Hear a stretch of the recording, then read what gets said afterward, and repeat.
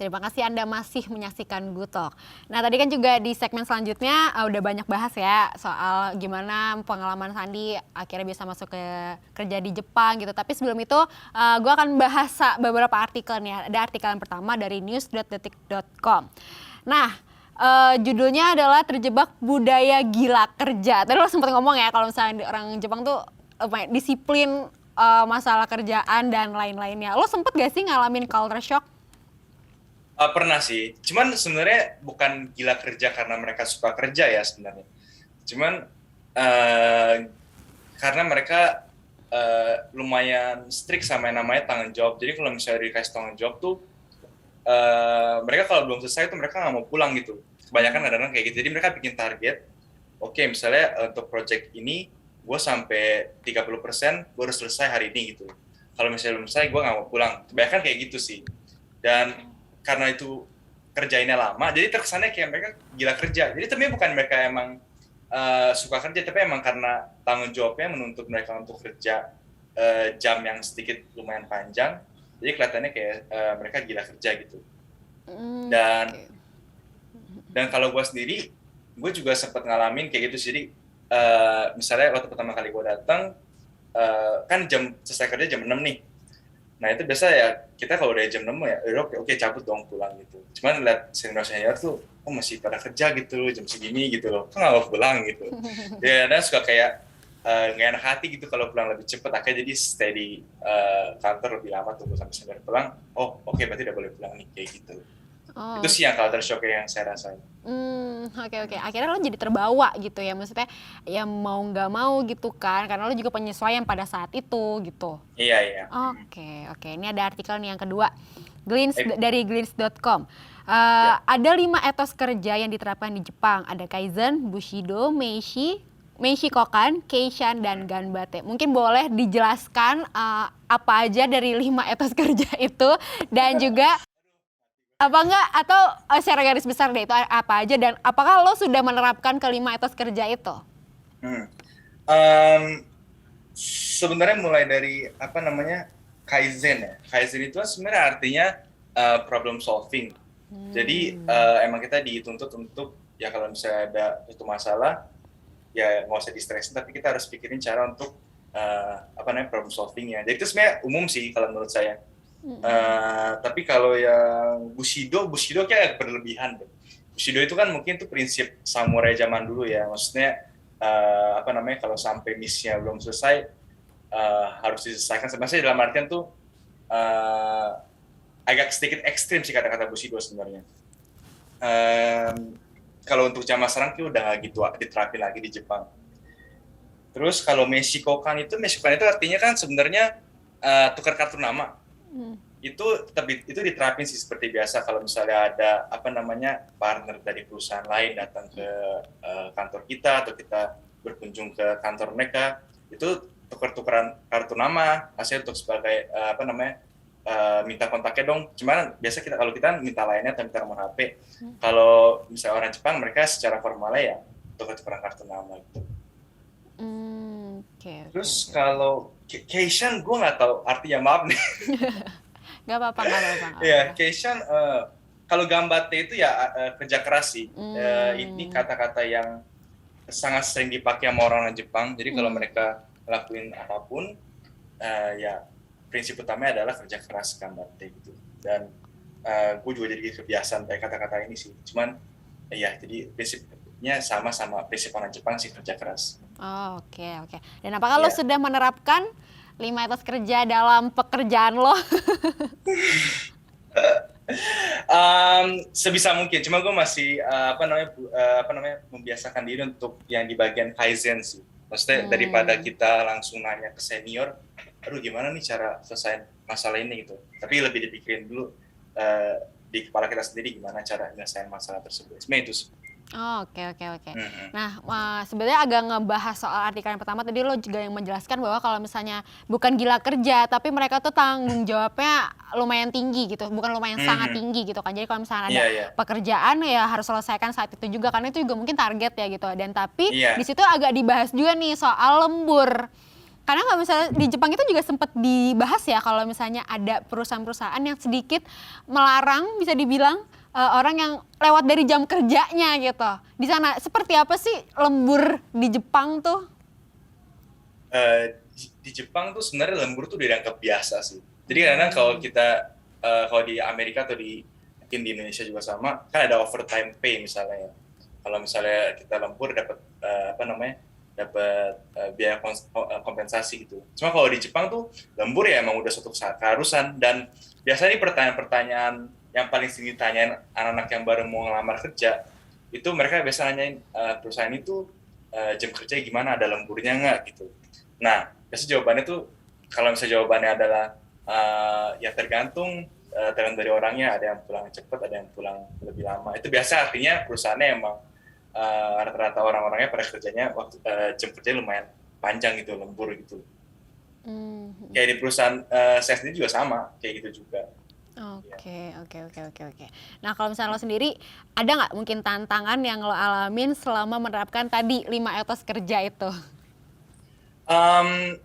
Di etos kerja yang paling jadi tantangan sebenarnya yang tadi gue bilang kaizen sih ya, karena mungkin karena gue masih belum lama juga kerja di sini, jadi kadang masih ke bawah habit kalau misalnya ketemu masalah tuh apa namanya masih terlalu sering nanya ke senior tanpa kita mikir dulu kayak gitu.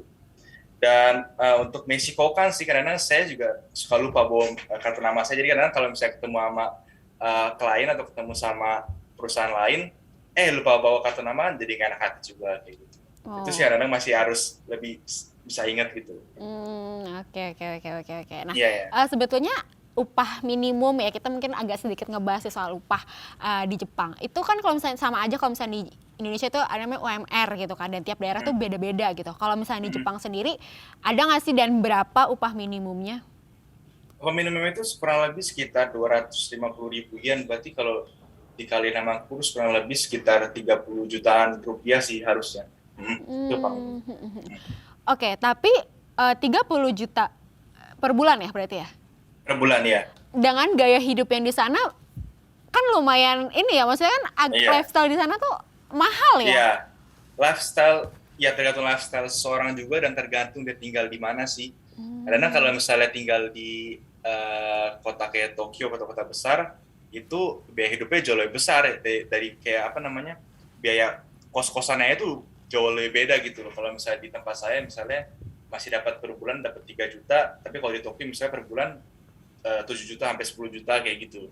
Berarti kan biayanya lebih berat gitu. Okay. Nah itu 250.000 itu belum lagi dipotong sama pajak dan uang asuransi yang lain-lain gitu. Jadi dapat bersihnya nggak segitu.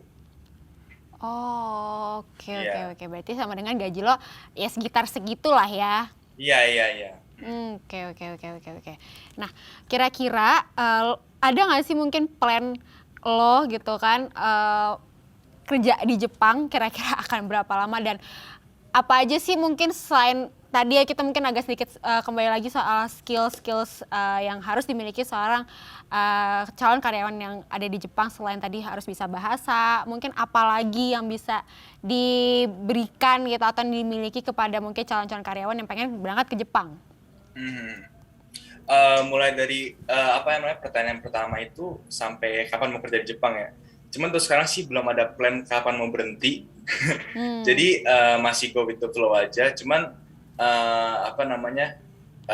gue selalu tanamin di kepala gue harus punya mindset, oke, dalam waktu 2 tahun lagi gue bakal berhenti dari perusahaan gue. Jadi gue lebih ada kayak goal di kepala gue gitu. Jadi tinggal 2 tahun lagi nih gue kerja di kantor ini, jadi gue harus kerja lebih keras, gue harus lebih kerja lebih giat, dan harus bisa mendapatkan lebih banyak pengalaman. Karena kalau misalnya kita pindah kepala kita, gue bakal kerja di sini untuk waktu yang masih lama kok, jadi kan bawaannya lebih santai gitu ya. Cuma kalau kita di kepala kita ada goal, 2 tahun lagi gue bakal resign, walaupun belum tentu 2 tahun lagi bakal resign gitu.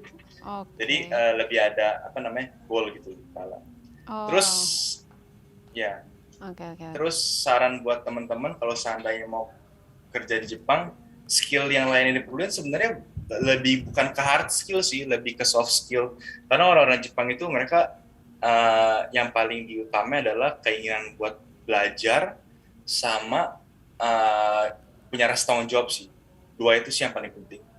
Dan kalau misalnya, atau lagi, kalau untuk ngomongin soal hard skill, buat teman-teman orang Indonesia, kita kalau dengar bahasa Inggris kan udah lebih normal, lebih biasa lah kalau dengar bahasa Inggris kan. Dan orang-orang kebanyakan ngerasa bahasa Inggris ya bisa lah gitu ngomong bahasa Inggris, nyantai gitu. Cuman yang gue pengen tekanin buat teman-teman di Indonesia, lebih ditekanin lagi dilatih bahasa Inggrisnya. Karena kalau kalian ke Jepang terus dinilai, oh ini orang bisa bahasa Inggris nih, dia bisa ngomong bahasa Inggris, itu orang Jepang tuh mereka takut banget sama bahasa Inggris. Jadi itu punya skill, terutama skill berbicara dengan bahasa Inggris, itu bakal jadi nilai plus banget buat teman-teman Indonesia yang mau kerja di Jepang. Oke. Berarti lo Ya.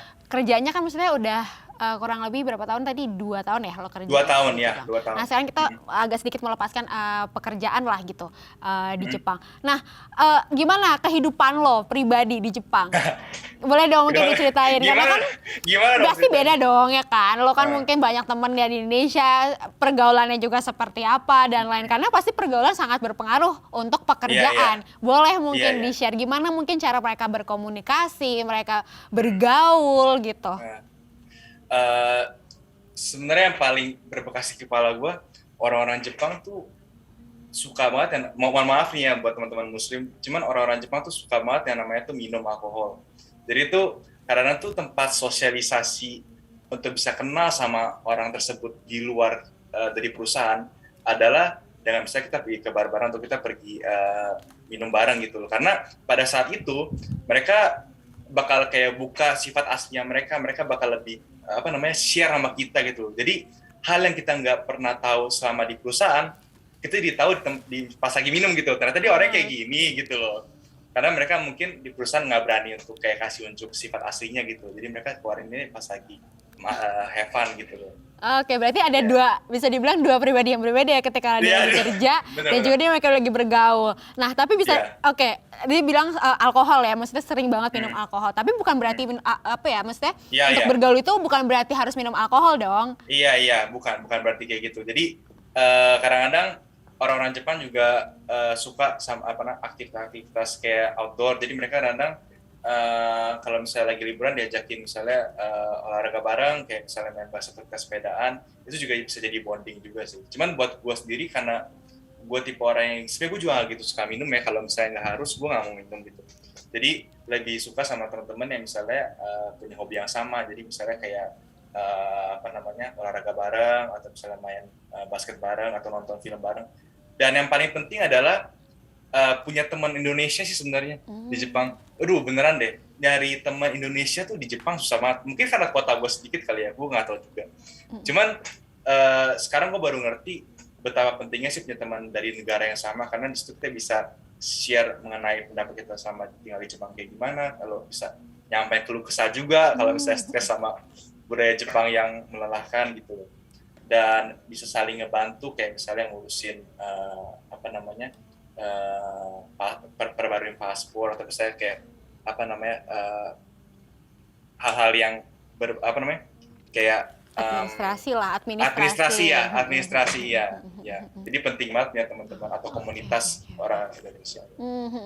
Kan lo juga sempat bilang ya, kalau misalnya kalau misalnya lagi kerja kan dia jadi orang yang mungkin disiplin, bertanggung jawab dan lain-lain. Tapi gitu dia kena alkohol, wah dia akan menjadi lebih terbuka lagi gitu kan, maksudnya udah jadi diri dia sendiri. Nah ketika curhat-curhat itulah ya, maksudnya kan kita juga mungkin sama aja kayak Indonesia kan, kita suka nongkrong ya dan lain-lain gitu.